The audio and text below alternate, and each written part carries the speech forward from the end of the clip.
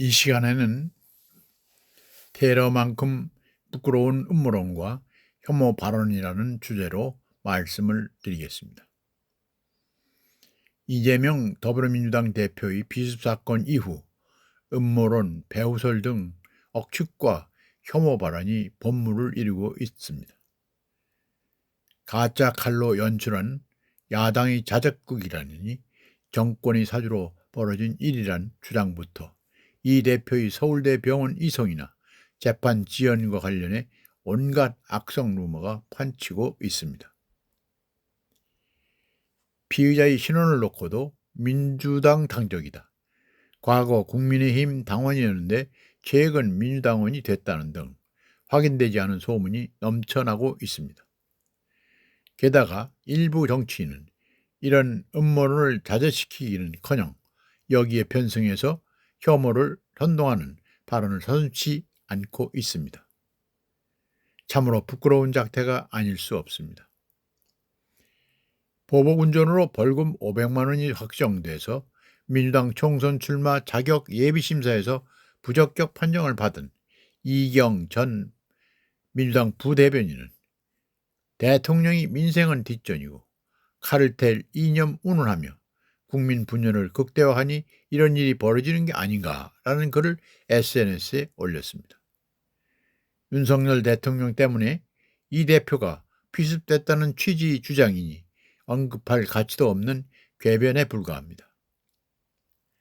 민주당의 정신적 지주격인 김어준 씨는 이번 이 대표 피습은 계획 범죄라며 배후를 밝혀야 한다며 배후설을 들먹였습니다. 이 또한 궤변에 불과합니다. 2012년 대선 개표 조작설, 세월호 침몰 음모론 등을 퍼뜨려온 김씨 전력을 보면 그리 놀랍지도 않습니다. 어제는 청와대 행정관을 지냈다는 민주당 여선홍 씨가 이 대표나 민주당에 반하는 의료행위가 진행돼서 비극적 상황이 일어났다면 감당할 수 없을 것이다 라고 발언을 했다고 합니다.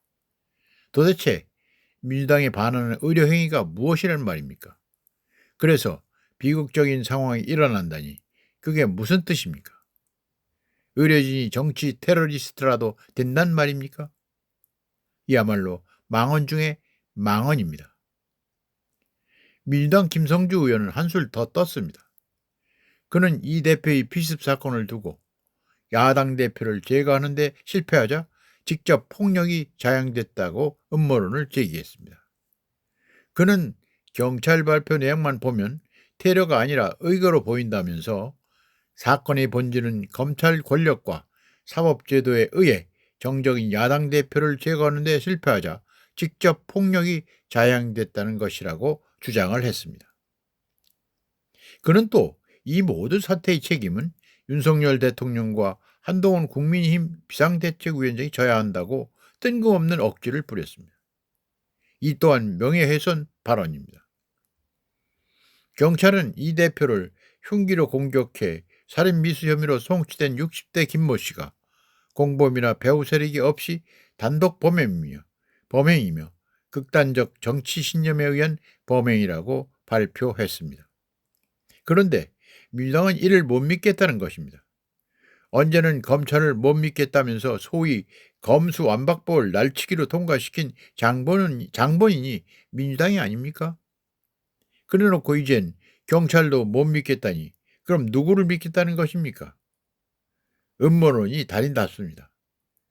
또한 대통령과 여당 비대위원장이 무슨 책임을 져야 하는 것입니까? 그 이유가 무엇입니까? 어디 한번 밝혀보기 바랍니다.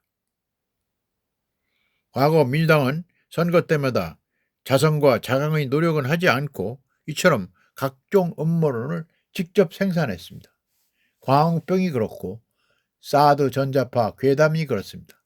김대엽 병품 조작 사건도 마찬가지입니다.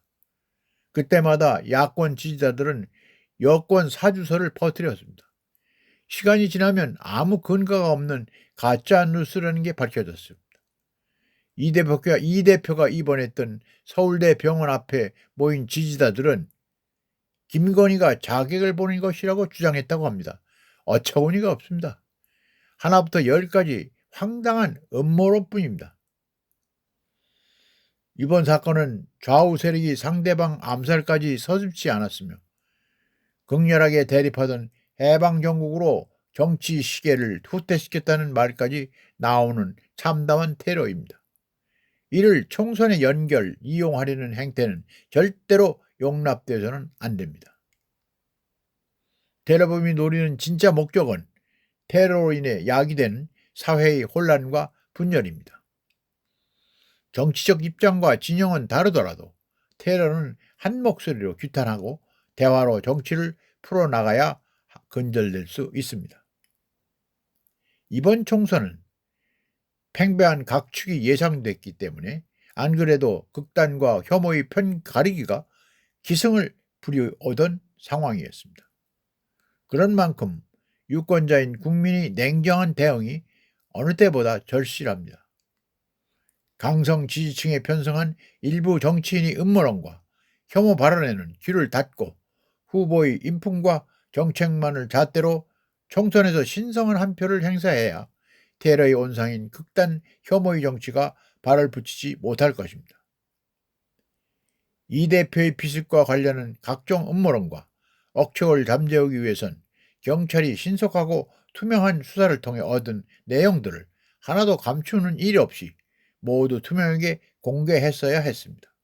적어도 경찰이 범인의 소속 정당이나 범행 동기 등을 밝혔다면 이런 증오 정치에서 벗어날 수 있었을 것입니다. 음모론, 혐오 발언 모두 테러만큼 부끄러울 뿐입니다. 오늘은 여기까지입니다. 시청해 주셔서 감사합니다.